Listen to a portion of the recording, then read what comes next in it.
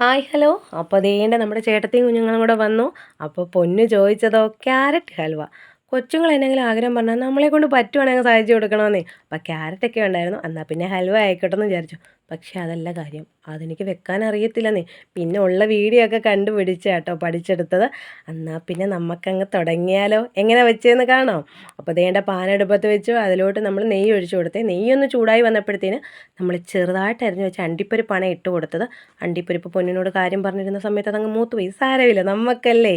അപ്പോൾ പിന്നെ അതൊക്കെ മാറ്റിയതിന് ശേഷം ആ നെയ്യിലോട്ട് തന്നെ നമ്മൾ ഗ്രേറ്റ് ചെയ്ത് വെച്ച ക്യാരറ്റാണ് ഇട്ട് കൊടുത്തത്. ക്യാരറ്റ് ഇട്ട് കൊടുത്ത് ഒന്ന് വഴണ്ട് വന്നപ്പോൾ നമ്മൾ അതിലോട്ട് പഞ്ചസാരയും പാലുമാണ് ഒഴിച്ചു കൊടുത്തത്. അതൊക്കെ ഒഴിച്ച് നല്ല സെറ്റാക്കി ഇളക്കിക്കൊണ്ടിരുന്നപ്പോൾ ഞാൻ ചേട്ടത്തിയോട് പറയുക, ഒന്ന് നോക്ക് എങ്ങനെ ഉണ്ടെന്ന്. അപ്പോൾ ചേച്ചി പറയാം, ആ കൊള്ളാം കൊള്ളാം എന്ന് പറയും കേട്ടോ.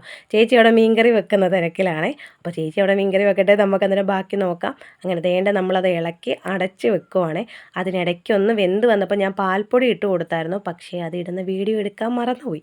പിന്നെ മണത്തിനായിട്ട് നമ്മൾ 2-3 ഏലക്കയും കൂടെ ചതച്ചിട്ട് കൊടുത്തു കേട്ടോ. അതിനിടയ്ക്ക് കൂടെ നമ്മുടെ കല്ലുമ്മ അണ്ടിപ്പരിപ്പ് ചോദിക്കുവാണേ. അങ്ങനെ അവൾക്കത് കൊടുത്തു. ദേണ്ട നമ്മൾ കൈ മാറി ചേട്ടത്തിക്ക് കൊടുത്തായിരുന്നു. ചേട്ടത്തി അത് ഇളക്കി പാനിൽ നിന്ന് വിട്ട് വരുന്ന പരുവായപ്പോഴത്തേന് നമ്മൾ നേരത്തെ തയ്യാറാക്കി വെച്ചിരുന്ന അണ്ടിപ്പരിപ്പില്ലേ, അതും കൂടി ഇട്ട് കൊടുത്ത് നന്നായിട്ട് ഇളക്കി സെറ്റ് ചെയ്തെടുക്കുവാണേ. ഞാൻ വിചാരിച്ചില്ല കേട്ടോ ഇങ്ങനെ വരുമെന്ന്. നന്നായിട്ട് വന്നു. അപ്പം നമ്മുടെ പൊന്നു അല്ലേ പറഞ്ഞത് ഹൽവ വേണമെന്ന്. എന്നാൽ പിന്നെ പൊന്നുന് ഞാൻ ആദ്യം കൊടുക്കാമെന്ന് വിചാരിച്ചെന്നേ.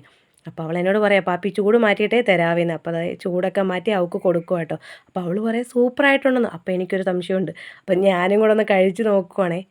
നല്ല ടേസ്റ്റ് ആയിരുന്നടോ, നല്ലതായിരുന്നു. അപ്പോൾ പിന്നെ ചേട്ടത്തിക്ക് കൊടുക്കാതെ ചേച്ചിയെ വിളിക്കുക കേട്ടോ. അപ്പോൾ ചേച്ചിയും കൂടെ വന്ന് ടേസ്റ്റ് ചെയ്യുവാണേ.